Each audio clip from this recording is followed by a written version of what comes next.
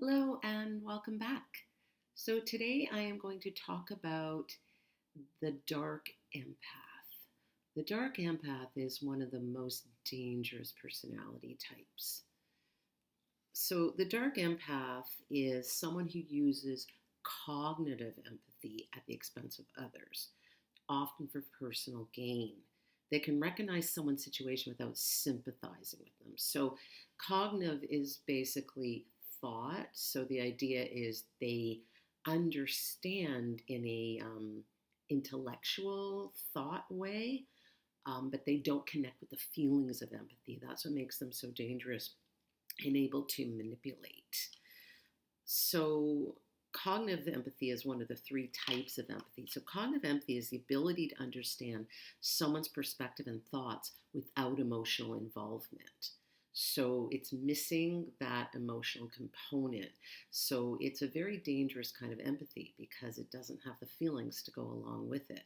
Emotional empathy is being able to feel the emotion someone else is feeling as though you were going through their experience too. So that's can be very overwhelming for people. And then we have the compassionate empathy, which is a combination of cognitive and emotional empathy, where you understand another perspective and your emotions respond as though you were in that situation.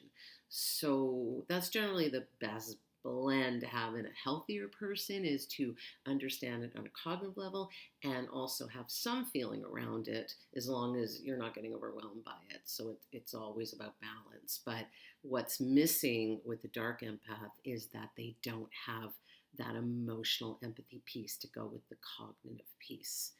So, how do they think and feel? They often feel a lack of pressure from social rewards despite needing attention, high attunement to others' experiences and circumstances, emotional distance or detachment, and a drive towards grandiosity conflicted by intense self criticism. So, they're kind of doing a push pull thing where, on the one hand, they can sometimes appear as a grandiose narcissist, but they also can be very self deprecating. And that's what sometimes confuses people, where they might fall into the trap. Oh, well, this person feels really bad about themselves. How could they possibly be dangerous or even be a narcissist? So, how do they act? So, there are some common behaviors among dark empaths. One is vindictive behaviors, such as gossiping, bullying, or intimidating, the use of emotional manipulation tactics or taking advantage of others, physical aggression toward others can take place, or extroversion, being very outgoing. Again, that's what sometimes people will identify with a narcissist, yet they can also be covert at times. So they're kind of a bit of a shapeshifter, because that's what makes them so dangerous. So they may love bomb you and act great around your family and almost look like the perfect partner, but inside they only want you for what they can get out of you, such as money or some kind of status or value. So there's many manipulation tactics that a dark empath uses, and some of them overlap with the narcissist, and some of them are almost feel psychopathic. So there tends to be in kind of a mix, and that's why it's hard to identify them as one or the other. They kind of have traits of what we call the dark triad. It's all three. It's Machiavellianism, it's psychopathy, and it is narcissism. So they kind of live in that world of harm, but they have various tactics that they can employ. So they're generally quite smart. They're generally know exactly what they're doing and really great at manipulating. They have a lot of insight. They can logically understand psychological interworkings, and often they sometimes take courses in psychology, or they could even be psychologists, psychiatrists, any kind of mental health professional. And the reason why they go into that field is to control others and manipulate others. So that is a really scary when somebody is in that position of power and they can play with people's minds. Many cult leaders as well can have these traits. So you can see very powerful people in a positions where they can influence a lot of people or large groups of people. This is why they are the most dangerous personality type. So some common tactics of manipulation could include gaslighting, love bombing, ghosting, playing the victim, sarcasm, intimidation, and gossiping. They can be very charming. They can put you on a pedestal and then they knock you off the pedestal. So you get that mixture of both.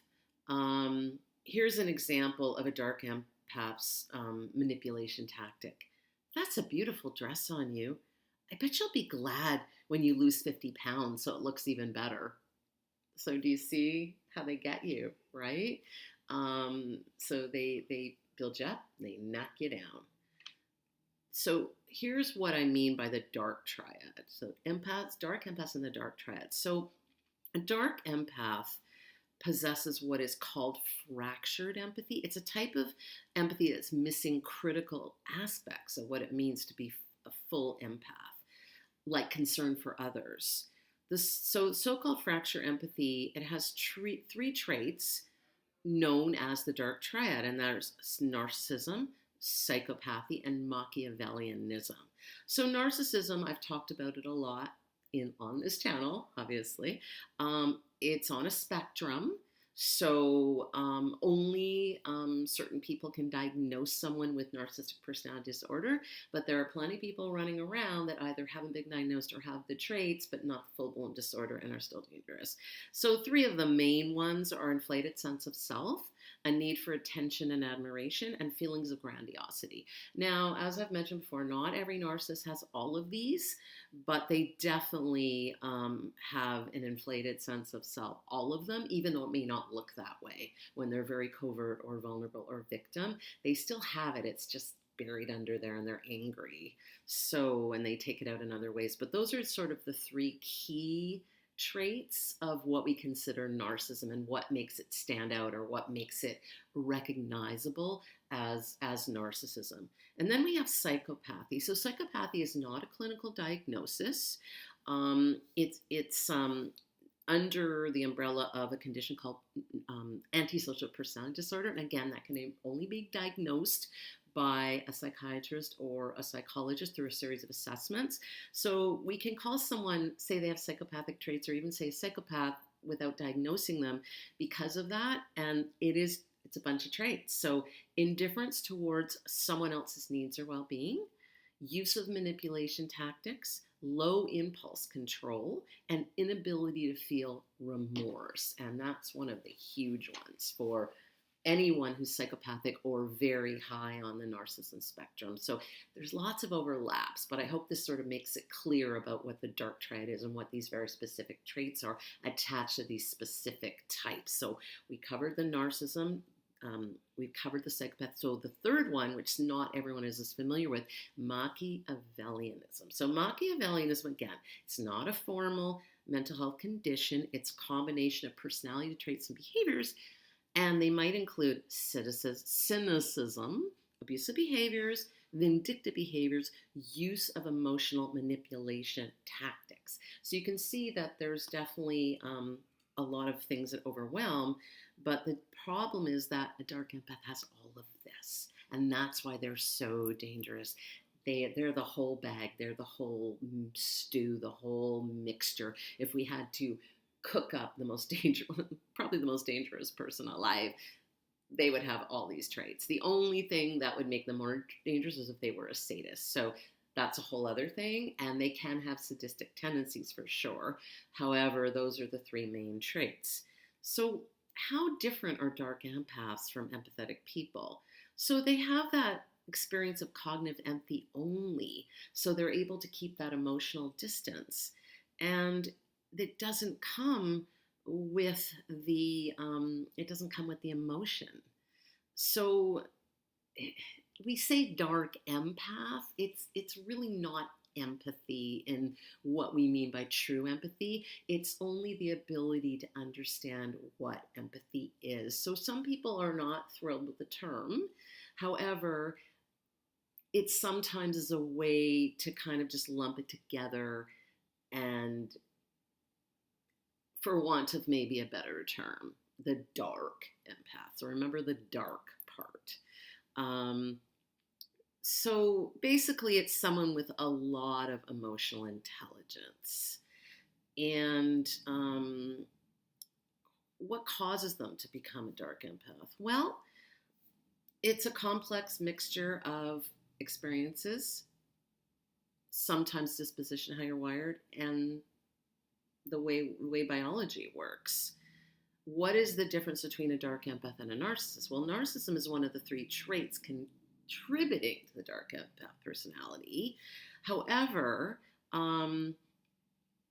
well, there is a lot of similarity. So people living with narcissistic personality disorder also live with a sense of grandiosity, entitlement, superiority. Dark empaths have that too. The difference, though, is that narcissists may not be as self-critical as dark empaths tend to be. So a common symptom of narcissism is they lack the ability to evaluate themselves. They don't have the insight to understand, and they're low in all empathy. They don't even understand empathy. That, like, what's empathy? I don't have that. So they don't even have the understanding of empathy, and they have they have components of it, but they don't have the other pieces that I've mentioned. What's the difference between dark empaths and psychopathy? Well, there's some things that are not understood. Some people think there's no difference. Some people think a psychopath and dark empathy are the same thing. Some people think they're all interchangeable. Sociopath, psychopath, dark empath. Generally, it's the traits and how people behave. So it's a gray area. And there are many people who feel that the dark empath, they might be strategically malicious and cruel, whereas a psychopath may not comprehend or even be aware of the thoughts, feelings, and others. Again, it's a spectrum. So there might be a psychopath who understands perfectly. That could be the psychiatrist who's a psychopath, and they get that. They understand the piece that's going on, how to exploit it. But not every psychopath does. Some psychopaths are so beyond that, or they don't even care, or they think they're above all that. So again, it's basically splitting hairs at this point, right? So basically, all you really need to know is these are all dangerous. Narcissists are dangerous in their own way. Psychopaths, sociopaths, dark empaths, they're all very dangerous. And the more traits someone has of these aspects of personality type, as we know the cluster B personality types, the more dangerous they are. So again, it's something to keep in mind. And when I talk about dangerous, I know a lot of people think danger is physical. And yes, absolutely, that can come into play. But there's the most common is danger to your mental health, danger to your well-being, danger to your finances, danger to your place in life, danger to your identity. It's generally more a mental danger, emotional, mental, all those things. Not saying physical danger can't exist, but that's only one part of it. So when I talk about dangerous, people can really play with your mind, and many people say, I don't know who I am, or how did they manipulate? Being manipulated is one of the worst experiences anyone could ever have, especially when someone's doing it on purpose, and especially when it's someone close to you, whether it's a parent, whether it's someone else in your family, whether it's a close friend, whether it's your partner, whether it's your child. So basically, this is the absolute worst way anyone can be treated by anyone. So basically, to summarize, a dark empath can describe a form of emotional intelligence that allows them to identify the thoughts, feelings, and others and use them for their personal gain. If someone has dark empathy traits, they focus on how a situation can benefit them, not how it's going to affect the other person. It can be considered a form of cognitive empathy, but many experts believe the terminology is misleading, and being an empathetic person really means being benevolent, being kind, being caring. Dark empathy, it's not a mental health disorder, and it features traits of narcissism, psychopathy, and Machiavellianism. So I hope that was understandable. I hope it was clear. I know many of you have heard the term. It's complex. I'll probably do more on this in the future, and maybe how this pops up in relationships, because it's all part of the same thing.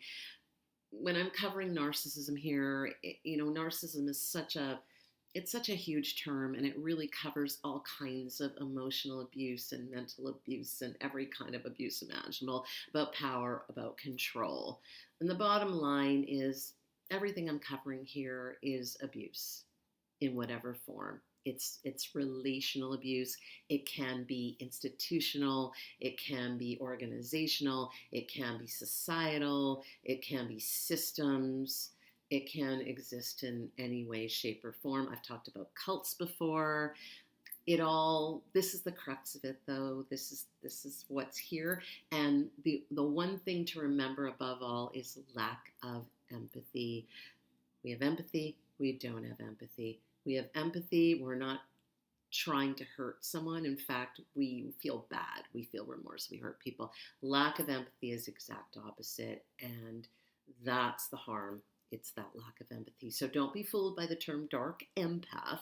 I'm using it only because it is becoming a known term and it can be a way to explain, but certainly, we need more studies. We don't have to use the term dark empath. We could actually just say, sociopath probably covers it really well, because being sociopathic is basically manipulating others for your own gain and being very well aware of what you're doing and understand how to manipulate. So again, whether they're interchangeable, whether they're not, there's more studies, but it's not a perfect science, mental health, but here we are. So I hope this helped, and I look forward to hearing your comments. And if you haven't already, please subscribe, please like, and stay tuned for the next one. Thanks so much for watching, and bye for now.